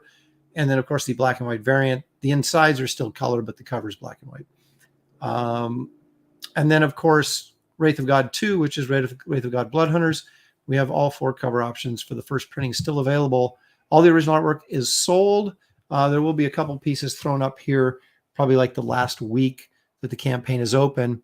So anyway, if you haven't backed, please check it out. Ooh, look at that. We got a couple more. You'll find the link in the description of this video. You can also go to kitcarterplanetdoom.com or go to aaronlopresti.com. Both of those have links that'll take you right to this campaign, and you can check it out. And like I said, I just finished page 55 out of 64, so I got 9 pages to go. Penciling it. Matt Ryan's right behind me. He's 5 pages behind me is all. Kelsey's keeps saying he's almost caught up with me, but I don't know. I haven't seen it, but I trust him and he does great work. So the whole thing, I can tell you this, the artwork is fantastic. I'm just really, really pleased at all 3 levels. The job I did, the job that Matt's doing over it to make it look even better, and then the coloring that Kelsey's doing. It just is really good stuff. And I think the story is really fun and funny and exciting at the same time. So I think you'll like it. So please check that out if you have not done so already. Okay, there's your public service announcement. But now, ladies and gentlemen, it's time. It's the moment you've all been waiting for. Isn't it? If I can find my intro. There it is. Not finding Bigfoot.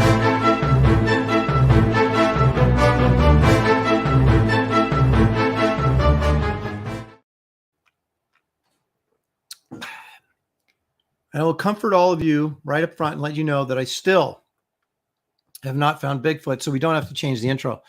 We're not going to take a look at any Bigfoot videos this week because I found something I was unaware of.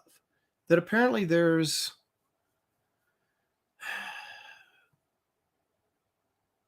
rumors, tall tales circulating about dinosaurs still being alive.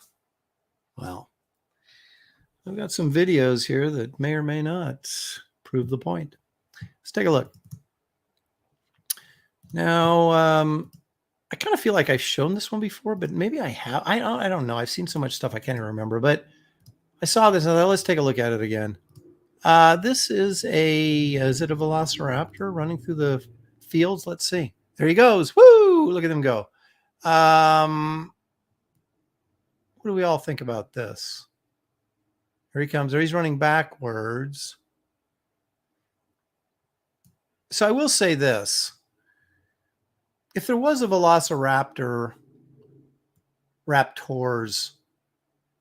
you know, in the shrub brush around wherever this was filmed, I think we'd know about it. But I have to say, you know, we always talk about putting the effort in, right? When you're making one of these videos. I think this is pretty good, don't you? I mean, I'm no CGI specialist or anything, but I mean, the bushes are moving. Even as far back as I can't really see when he comes in here, you know, if there's any sort of like, you know, he ran through a tree or something. It looks like he's right behind everything where he's supposed to be. Okay, well, this doesn't move right there, and that probably should have when he ran through. Right, that's a bit of a problem right there, isn't it? It should have ruffled those bushes and did not do it. But still, let's give this guy an A for effort, don't you think?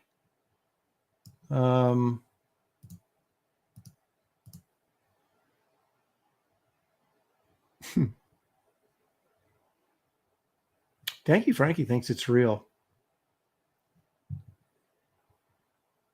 I'm not sure what the point. I'm sick, but I'm okay. Oh, you're not talking to me. Okay. Let's see here. Most raptors were. Canberra Langer says it looks real. It does. It looks good. I think most raptors are pretty small. Most raptors today are pretty small still. Of course, he's referring to birds. There you go. No, Madaman said it like no one else could. I do like it though. All right. Now this is from now this one again. I'm going into this completely cynical as I always do because I am. But they really went to town to get, look at all these little things here to make us think that we're looking at a real underwater recording. Now maybe we are, and maybe this was added later, or maybe there's a mosasaurus lurking in the Pacific Ocean someplace. Now this is a series of still photos. It's not motion, but I still think it looks pretty good. You tell me. So we have the fish coming in, and here we go. And the fish swim off with the mosasaur. The lighting is good on this. It's fuzzy to make it feel like it's underwater, but it's not so fuzzy you can't see. I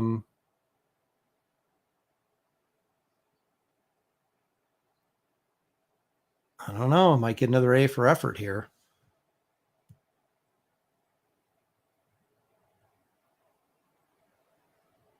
Let's look at this again here.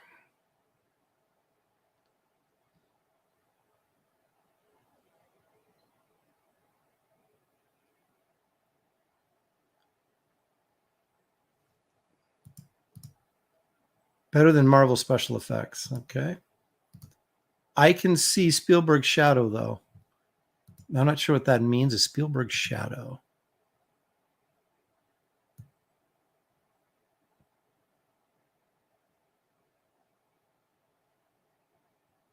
See, you don't know how deep this is, allegedly, right? So would we be getting any sort of light shafts through here? Is it too deep that we wouldn't?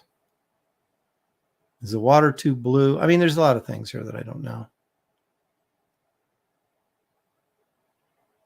So it comes in here, and then look at the shadow under its chin, and it just continues to grow dark right consistently all the way through to the bottom of the tail. So there's a lot of consistency going on here. This is one of my favorite dinosaurs, though. I always thought it was the mosasaur, but it's the mosasaur, I guess. Paul Taylor for $10 Canadian. Thank you so much, Paul. I really appreciate it. Hail, Aaron in the chat. Another great show. Hope Shelley feels better soon. I will pass that on to her, Paul. Happy Mother's Day to those whose moms are still with you. You can call your finished shot glass holder the 6-shooter. Oh my gosh. I love that. Like that 6-shooter. You're going to get no money for that, Paul, but thank you for allowing me to rip off your idea.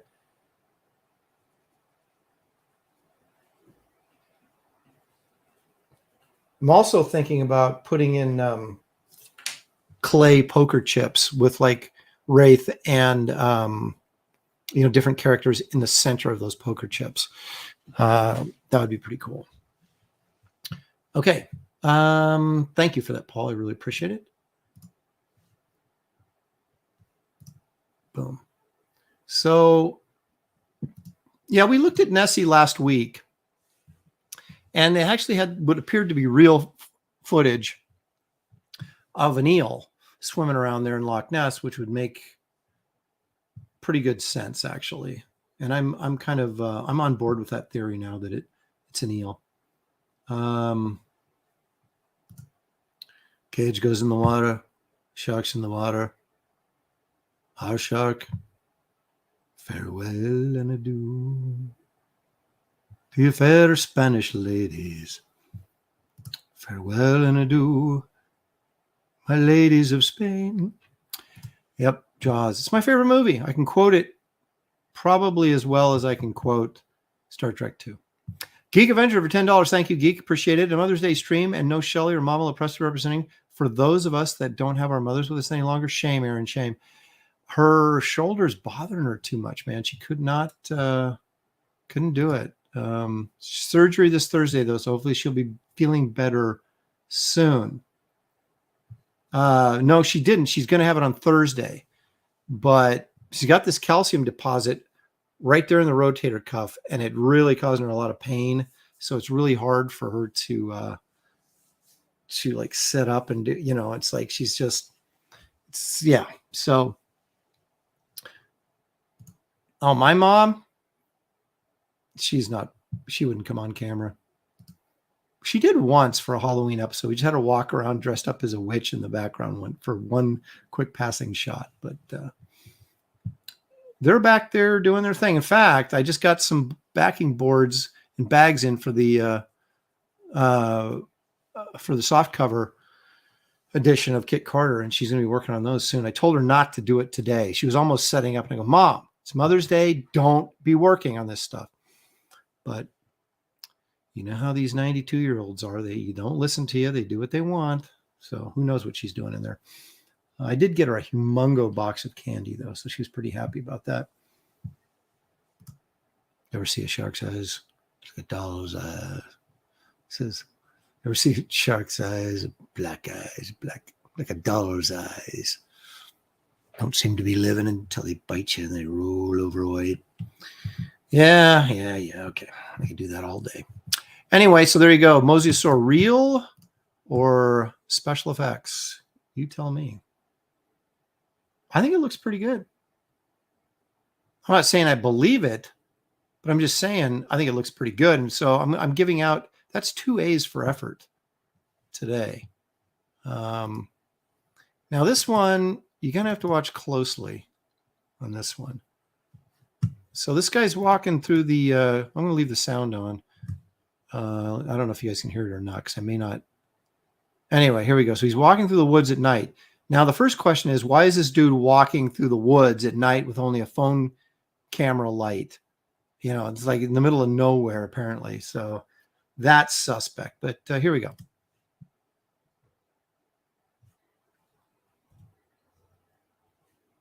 He's walking on.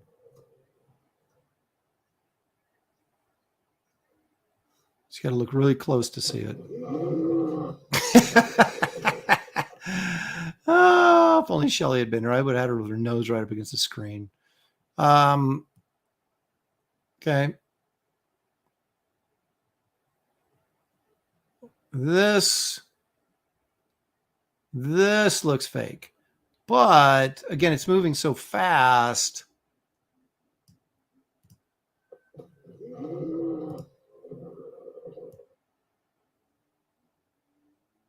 Yeah, that looks a little CGI-ish, doesn't it? Look at how the...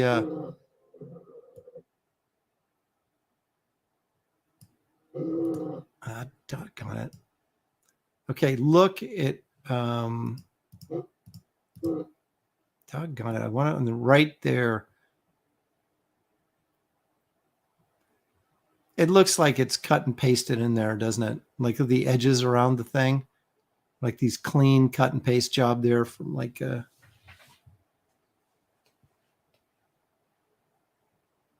Oh, am I not sharing my screen? Yeah, baby. Okay, that was pretty dumb. Sorry about that.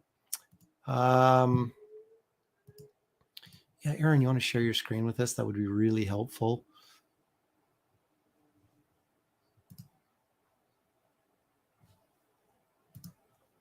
Okay, here we go. Well, I blew that whole thing, didn't I? So look really close. Put your face up against the screen. There you go. Good thing I don't get paid to do this. Okay, so my point was a nice little scare video, but come on. My dog's scared, as you can hear in the background. But you can see right there, you can pretty much see that clean outline around the arms of the dinosaur. Makes it seem like it was, added in there. So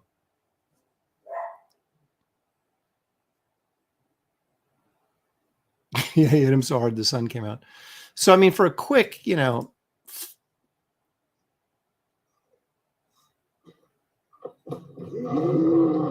right, and then it switches to another scene that I didn't cut it fast enough. But yeah, this is clearly computer generated. But but as a fun little quick scare video, I'll give it a B. All right, now the most interesting one of the day. We're actually going to look at a real dinosaur. My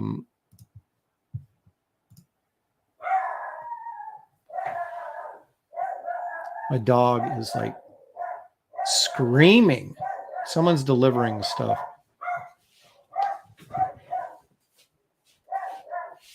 Shut up. Okay. Here we go. All right, this is Henry, the world's oldest crocodile. It's about 17 feet long. So check out this little short video here. Look at that thing.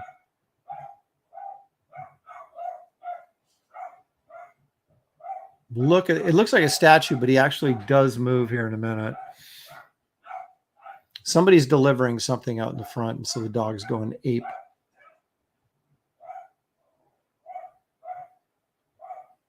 I'll tell you in a minute how old this sucker is.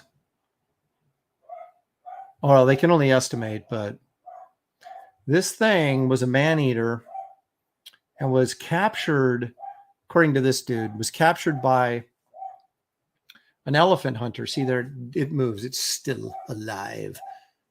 Now, this is really dumb here. I wouldn't do this, but I guess maybe he's an expert or something. 17-foot croc here. And anyway, this was captured by an elephant hunter. It was a man-eater. I'm not sure why they didn't kill it, because usually if it's a man-eater, they'll kill it, whatever it is, animal. But here it ends up in this park. He's goosing him. So here's the thing on this. They captured this, according to this guy, they captured this alligator in 1903, which makes him at least 120 years old. And since I'm sure he wasn't born this big, he had to have been, however old he was when they captured him. But they've had him in captivity, according to this dude, since 1903. So that makes him at least 120 years old. Now, these are like, these turtles and like sharks and these big reptiles. They have no idea how old these things are. And this gives you a pretty good idea. These things can live a long freaking time.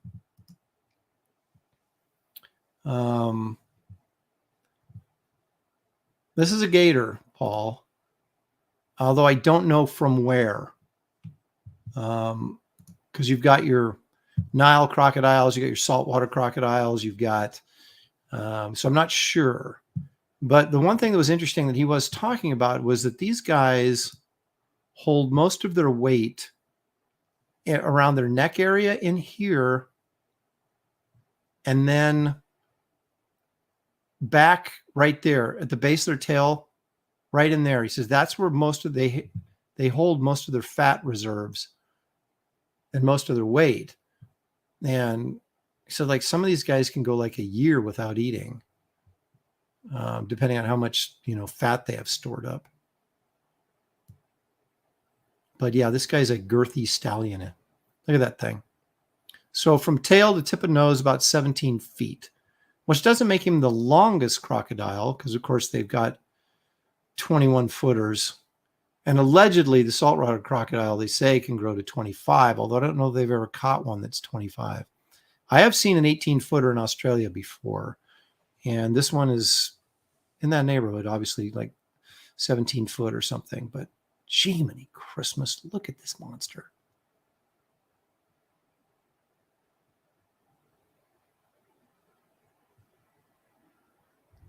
It almost looks animatronic, doesn't it?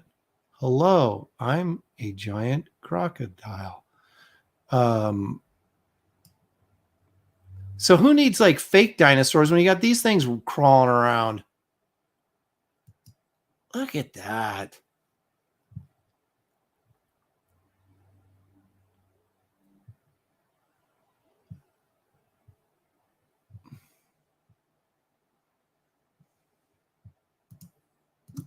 Yeah. Thank you. Thank you, Frank. He says that croc is a fake. He believes the dinosaur videos, but these crocodile ones, no way.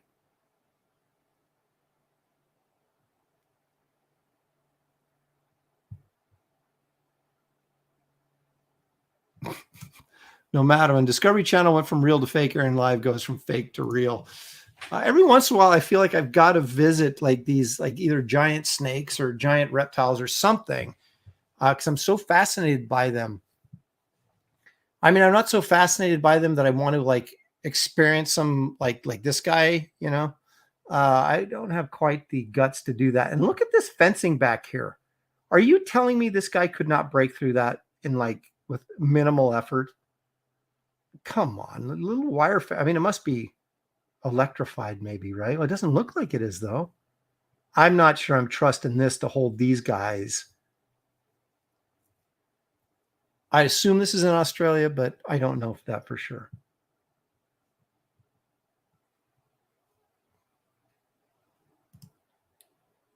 Possibly. Now, this guy said in his little video, that's true. He's not going anywhere if he's getting fed well. He said that they told him, the handlers, so he's not one of the regular handlers of this. He's just doing his show or whatever. But he was told that that's the safety zone right there. So this guy cannot swing around fast enough. And obviously he's not motivated enough to start swinging his tail around and knock this guy over. But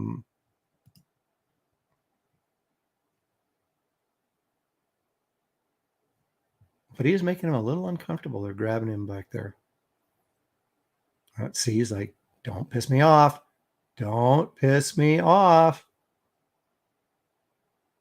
I just think these things are just fascinating creatures. From my perspective, I would say God has an amazing imagination. Some of you might say, look what evolution did. But either or, whatever you believe, that's pretty incredible. Oh, what are you doing? Oh my gosh. See, no, I'm not doing that. Getting a little too close for comfort there. Wouldn't you love to touch one though? I'd be too scared, but I would still, I've touched an alligator before when a guy had his mouth taped shut and things, but like a little tiny one. Incredible. Wow. All righty. That's what I got for you guys today. It's been a strong, healthy crowd. I thank you guys for joining me, even though I guess there's other people streaming. I know you have a choice of programming, and I appreciate you taking the time to join me here. Thank you for the super chats. Thank you for the participation. I can't do it without you guys. You know that. So enjoy the rest of your Mother's Day, whatever that entails. have a great week going forward. I won't be doing Kings tomorrow night. We'll be down visiting the grandbaby, but I will be hosting Professionals on Tuesday night. And then, of course, the steadily growing best internet draw stream show, Graybeard Studio, on Wednesday afternoon. So again, thank you all. Enjoy the remainder of your weekend. Have a great week coming up, and we'll see you soon. In fact, we will see you right here next week at this time on Aaron Live. Thanks, everybody, and good night.